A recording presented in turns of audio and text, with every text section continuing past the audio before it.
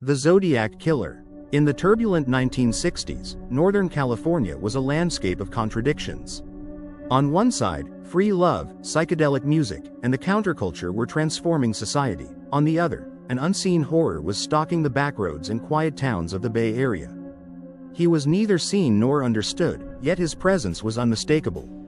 The man who would come to be known as the Zodiac Killer wielded fear like a weapon, leaving behind cryptic ciphers and a trail of blood that would haunt investigators for decades. The first attacks officially linked to him began in December 1968. Betty Lou Jensen and David Faraday were ambushed on a remote stretch of Lake Herman Road, near Vallejo. The attack was sudden and brutal. David Faraday was shot to death instantly, and Betty Lou Jensen was murdered after attempting to flee. There was no mercy, no hesitation. The killer's actions were calculated, yet random in their terror. Investigators quickly noticed patterns that would later define Zodiac's chilling modus operandi. He targeted young couples in isolated areas. Quiet lovers' lanes became hunting grounds. His methods varied slightly. Some victims were shot, others stabbed, but each act carried the same signature of terror and anonymity. Even as local law enforcement scrambled, the killer began to communicate with the public, sending letters to newspapers that detailed his crimes and challenged authorities. By July 1969, the Zodiac had escalated from shadowy murderer to public menace, taunting reporters and police alike. The San Francisco Chronicle, San Francisco Examiner, and Vallejo Times-Herald received letters containing cryptic messages, ciphers filled with symbols, threats, and bragging about murders. He demanded that the newspapers print his letters, knowing the public's morbid curiosity would spread his notoriety. In one cipher, he claimed he would collect slaves for the afterlife, a statement that revealed not only his desire for attention but also his distorted worldview, one in which murder was ritualized and glorified. The summer of 1969 brought a new, grotesque chapter in the Zodiac's reign of terror. On September 27, 1969, Brian Hartnell and Cecilia Shepard were picnicking at Lake Berryessa, a secluded recreational area in Napa County. It was a sunny afternoon, ordinary in every sense, yet it would end in horror. A man approached them, wearing an unusual executioner-style costume, a black hood with a cross-circle symbol emblazoned on it. He carried a knife and claimed to have a game for them. The attack was chillingly methodical. He bound the young couple with cords, slashing at them with calculated cruelty. Brian Hartnell survived his wounds, Cecilia Shepard did not. The brutality shocked the nation. Witnesses described the killer's demeanor as calm, almost clinical, yet the symbolic hood suggested ritualistic intent, a signature emerging in his crimes. Following Lake Berryessa, the Zodiac's communications with the press intensified. He began sending letters to the San Francisco Chronicle, demanding publication of his messages and ciphers. The letters were macabre in tone, boasting of murders he had committed and threatening future attacks. One letter included a cryptogram of 408 symbols, which he claimed, if solved, would reveal his identity. The ciphers, dense with cryptic symbols and strange codes, became a hallmark of his sadistic intellect. The police, already frustrated by a lack of concrete evidence, were confounded by the Zodiac's ability to remain invisible while controlling public fear. His letters were precise, taunting, and written with a disturbing mixture of humor and menace. One particularly chilling correspondence threatened indiscriminate violence, claiming he would kill again unless his demands were met. Newspapers, under pressure and fearful of igniting panic, published his letters, inadvertently giving him the stage he craved. Psychological profiling of the Zodiac began to take shape in the minds of detectives. He was meticulous yet impulsive, intelligent but emotionally detached. His targets were often young couples, suggesting sexual or relational fixation, yet he killed without obvious personal motive. The ciphers and letters revealed a fascination with control and chaos, a man who derived satisfaction not merely from murder, but from manipulating perception, fear, and authority. The public response was one of terror and fascination. The Zodiac became a media phenomenon, a symbol of the unknowable and the unstoppable. People altered their routines. Lovers' lanes emptied at night.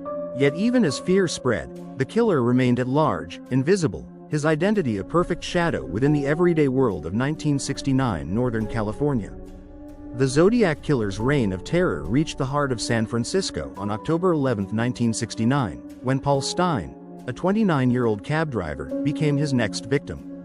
Unlike the secluded backroads of Vallejo or Lake Berryessa, this murder occurred in broad daylight in a dense urban environment, demonstrating the killer's audacity. Stein was shot in the head inside his taxi in the affluent Presidio Heights neighborhood. The crime was brutal, yet eerily precise. The killer showed no signs of panic or hesitation, calmly exiting the cab after shooting Stein. A note left behind suggested intentional theatricality, as though the murder itself were a performance meant to terrify and mystify. Witnesses in the area provided partial descriptions, but the Zodiac's ability to vanish into the urban landscape baffled police. Immediately following the murder, the Zodiac escalated his communication with the press. He sent letters to the San Francisco Chronicle, claiming responsibility for Stein's murder and again challenging authorities with cryptic codes. His cipher communications became central to his identity, a dark intellectual game played with law enforcement and the public. One of the most infamous ciphers, the 340-character Zodiac cipher, sent in November 1969, remains officially unsolved for decades, a testament to his cunning. Unlike the 408-character cipher solved by amateur cryptographers within a week, the 340-symbol message showcased his evolving sophistication. These cryptograms revealed both sadistic humor and a twisted sense of superiority, as he mocked investigators for their inability to decipher his mind. The Zodiac's letters were not merely taunts, they were tools of psychological terror. He demanded publication, claimed credit for murders, and threatened indiscriminate violence. In one communication, he outlined a perverse moral code, insisting that the killings were both punishment and ritual. This communication strategy allowed him to control public perception, turning newspapers into unwilling accomplices in his reign of fear. Law enforcement faced a dilemma. Multiple jurisdictions, Vallejo, Napa, Solano, and San Francisco, were involved, yet no centralized strategy existed. The killer's unpredictable nature and lack of obvious motive created a cat-and-mouse scenario that frustrated even seasoned detectives. Composite sketches based on witness accounts remained vague, and the Zodiac's skill at evading capture reinforced his legend. Public fascination reached fever pitch. The Zodiac was no longer a local terror, he became a cultural phenomenon. Fear permeated the Bay Area. Couples avoided isolated areas, cab drivers were wary of passengers, and ordinary citizens locked their doors at night. Media coverage amplified his notoriety, inadvertently feeding the dark cycle of attention he craved. Copycat threats emerged, blurring the line between reality and hysteria. By the end of 1969, the Zodiac Killer had established a pattern of terror. Random yet targeted, brutal yet theatrically staged, cryptic yet obsessively documented. He was both an enigma and a looming shadow over Northern California, a figure whose anonymity amplified the horror of his acts. The dawn of the 1970s saw the Zodiac Killer intensify his campaign of terror, spreading fear across Northern California with new attacks, letters, and cryptic messages. By now, the pattern of his murders and communications had evolved into a macabre ritual. Methodical killings interspersed with letters to the press, each serving as both confession and taunt. One of the most infamous incidents occurred on October 5, 1970, when taxi driver Paul Stein had already been killed nearly a year prior, and law enforcement was struggling to maintain public calm. The Zodiac continued his attacks, but the threat extended beyond physical violence. His letters became increasingly manipulative, demanding that newspapers publish his messages or he would kill again. In one particularly chilling note, he claimed to have killed over 30 people, a statement never fully verified but indicative of his desire to amplify fear beyond confirmed murders. The Zodiac's communications were as significant as his attacks. Letters sent to the San Francisco Chronicle, San Francisco Examiner, and Vallejo Times-Herald included cryptograms, ciphers, and symbols designed to challenge authorities. The 340-character cipher remained unsolved for decades, tantalizing cryptographers with its complexity and seeming randomness. Each cipher was a signature, a psychological fingerprint showing intelligence, meticulous planning, and a cruel sense of humor. Meanwhile, the public's fear deepened. Couples avoided remote areas. Citizens were wary of strangers and wary of leaving home after dark. The media played a dual role, reporting facts while simultaneously amplifying hysteria. The Zodiac understood this dynamic, using newspapers as tools to propagate terror. Every letter, Every cipher, every taunt was crafted to make the public feel powerless. By 1971, the Zodiac Killer's presence had transformed into an intellectual horror. He was not just a murderer, he was a master manipulator of perception and media, a man whose anonymity allowed him to project control over an entire region. The psychological profile emerging from his actions painted a man obsessed with power, attention, and chaos. A predator fascinated by fear as much as by the act of killing itself. Though attacks became sporadic after 1971, the Zodiac's legend only grew. Each unsolved cipher, each unanswered letter, became another thread in a tapestry of dread, ensuring that even decades later, Northern California would remain haunted by the shadow of a man who had never been caught. The human toll of the Zodiac Killer is both tragic and chilling. While investigators could only confirm 7 murders and 2 attempted murders between 1968 and 1969, the killer himself claimed far more, asserting that he had killed over 30 people. His victims were primarily young couples, usually in secluded locations, isolated roads, lovers' lanes, and remote parks, suggesting a calculated choice designed to minimize witnesses while maximizing terror.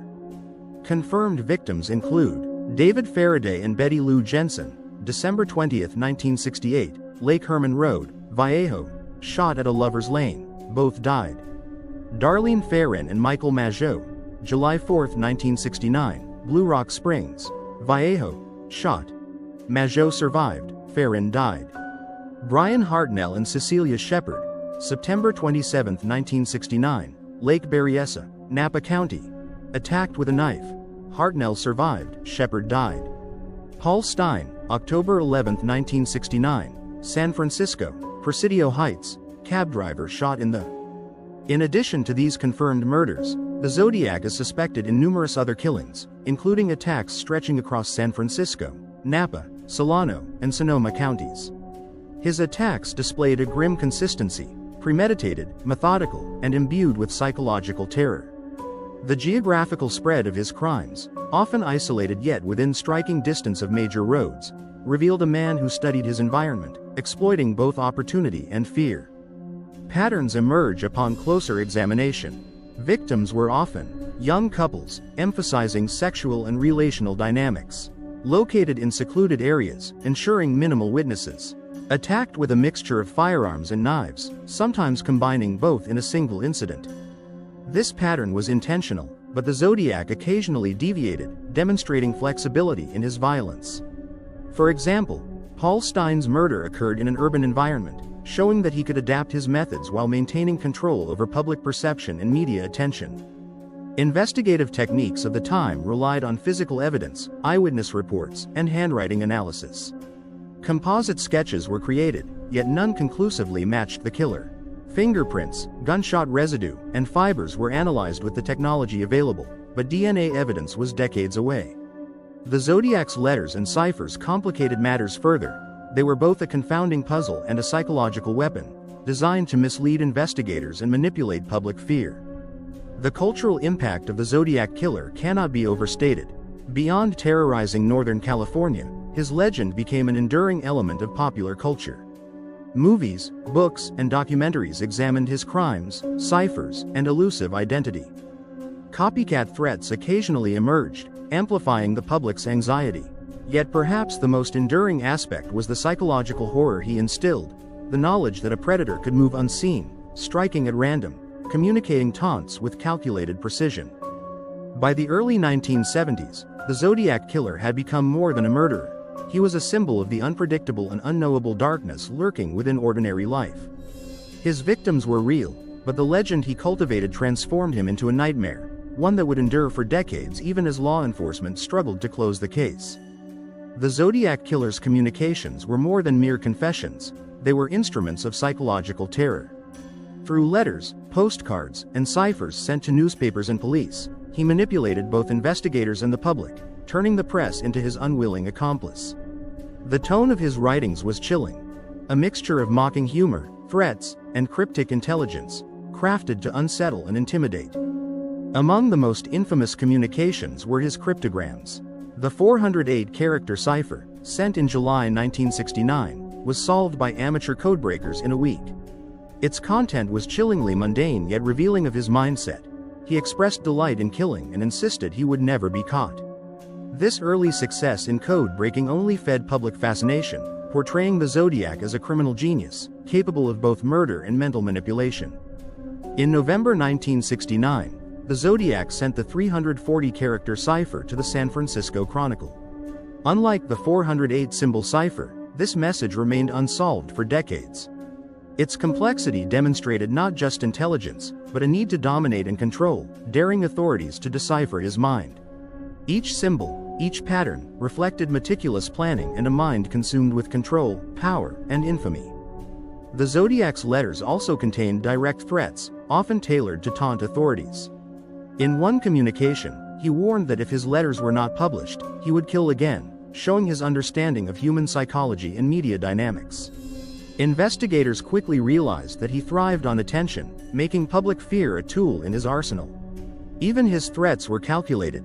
Some were empty, others real, forcing law enforcement to consider every communication as potentially lethal. Investigative advancements in the early 1970s included handwriting analysis, ballistics, and attempts at criminal profiling, though technology was limited. Law enforcement created task forces across multiple counties, attempting to connect cases and follow leads. Witness statements were compiled into composite sketches, but the Zodiac's careful planning and anonymity kept him beyond reach. The killer seemed always one step ahead, exploiting the limitations of contemporary policing. Modern forensic techniques have attempted to catch up. DNA analysis on stamps, envelopes, and letters has been conducted, yet results remain inconclusive. Some fragments of the Zodiac's handwriting, fingerprints, and letters survive, preserved in evidence archives. Despite decades of technological advancement, the identity of the Zodiac Killer remains officially unknown, preserving his infamy and the sense of unease surrounding his legend. The combination of letters, ciphers, and selective attacks transformed the Zodiac from a mere murderer into a figure of enduring terror.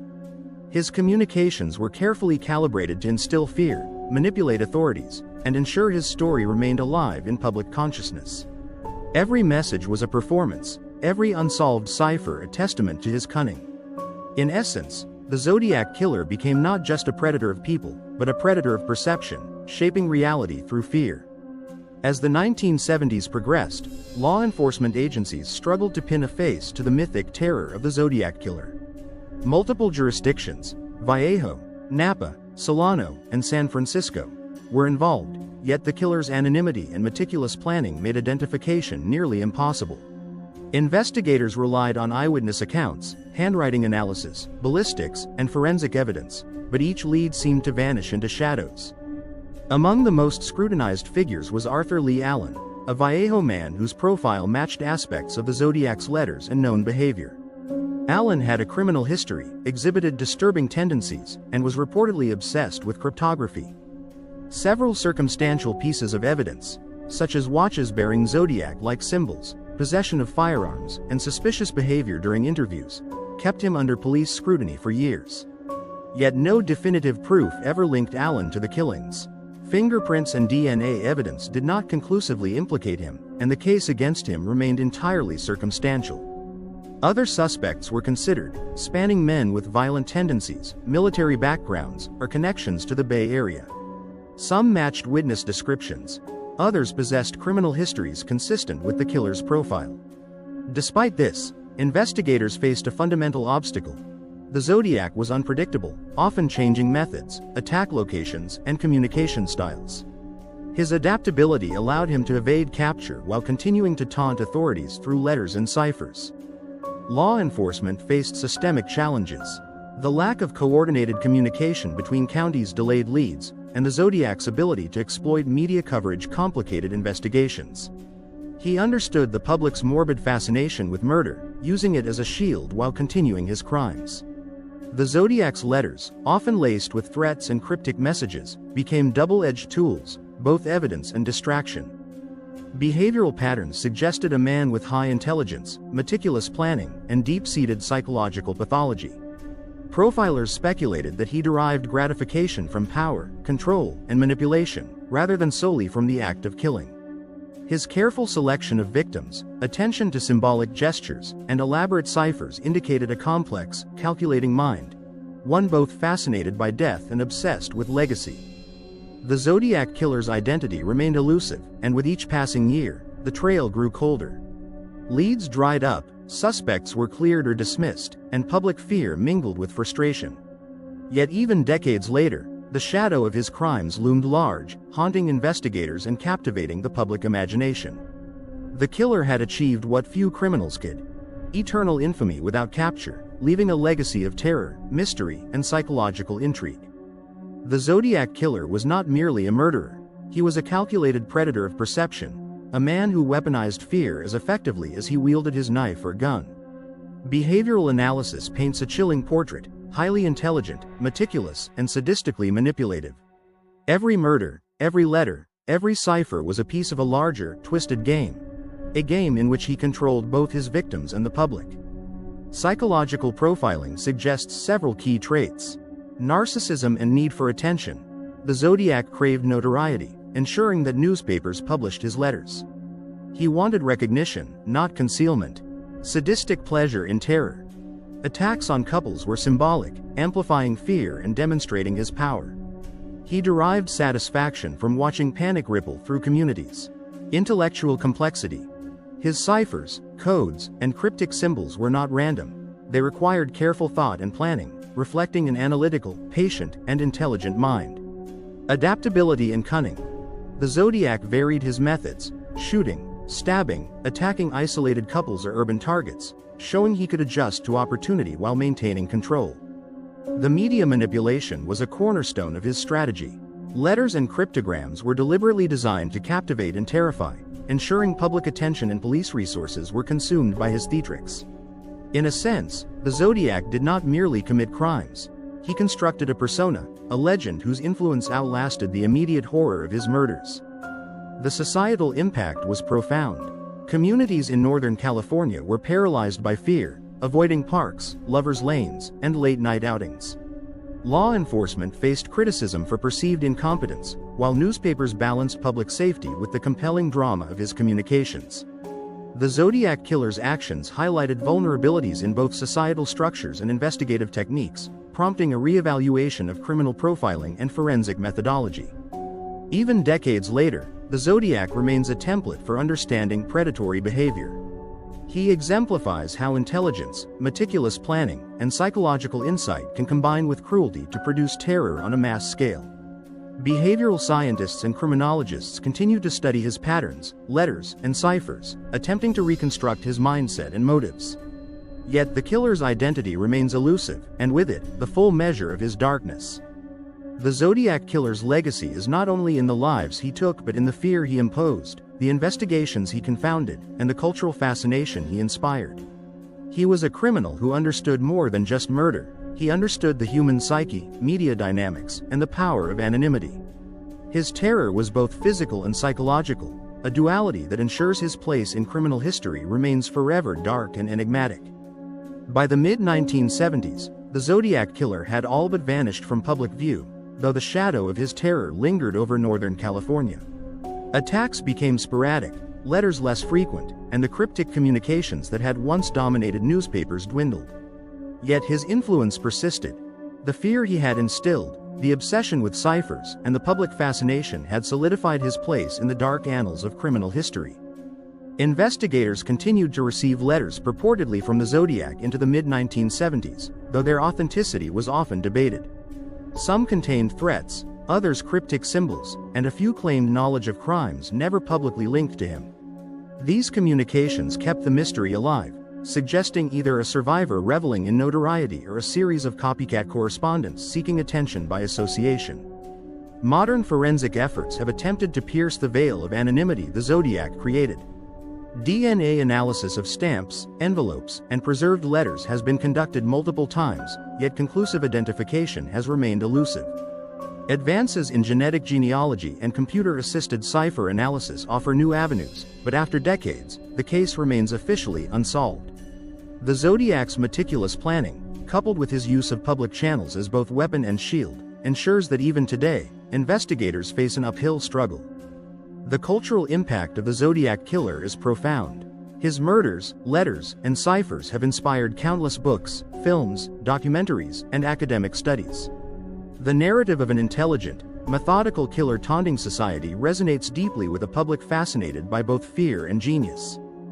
Films such as Zodiac, 2007, directed by David Fincher, explore the chilling combination of mystery, obsession, and terror that the killer created, reflecting society's enduring fascination with his crimes.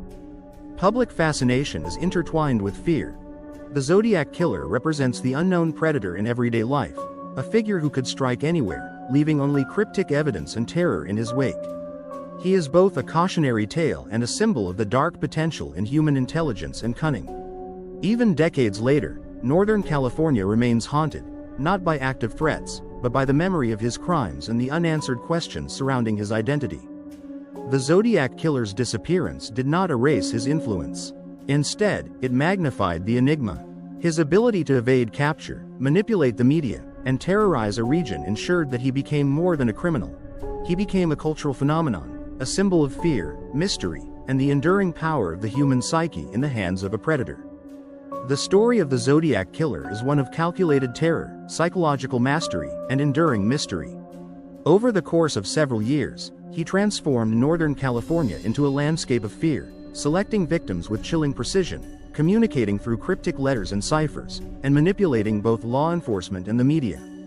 His confirmed murders, combined with claims of dozens more, reflect a man who was not only violent but obsessed with control, recognition, and the spread of fear.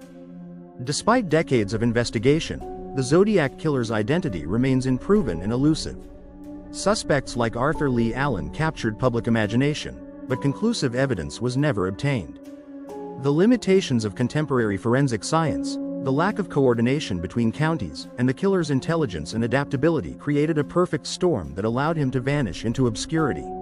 Every unsolved cipher, every unanswered letter, and every disputed victim contributes to the ongoing legend of the unknown predator. The psychological imprint of the Zodiac Killer extends far beyond his immediate victims. He reshaped law enforcement practices, prompting the early use of criminal profiling and interagency coordination. Behavioral analysts study his letters and actions to understand manipulative, sadistic intelligence and to anticipate similar threats in modern times. His approach, blending murder with media manipulation, serves as a template for both criminal investigation and public awareness. Culturally, the Zodiac Killer remains an enduring figure of fascination. He embodies the fear of the unseen, the unknowable, and the unstoppable. Books, films, documentaries, and scholarly studies continue to explore his crimes, reflecting society's simultaneous repulsion and intrigue with the intersection of intelligence, violence, and anonymity. He is a figure whose darkness is both real and symbolic, a predator who could strike anywhere, leaving chaos and terror behind. Ultimately, the Zodiac Killer's legacy is dual. He left behind real victims and trauma, a tangible trail of violence that devastated families and communities. But he also left a psychological and cultural shadow, a testament to the power of fear, the allure of mystery, and the profound impact one individual can have on public consciousness. His story is a reminder that evil can take many forms, not always visible, not always caught, but always capable of leaving an indelible mark on history. Even today, the Zodiac Killer remains a dark enigma, a figure who, through murder, manipulation, and cryptic intelligence, achieved a terrifying immortality, forever etched into the annals of criminal history, law enforcement lore, and public imagination. The shadow he cast over Northern California is permanent, a chilling testament to the depths of human depravity and the enduring power of mystery.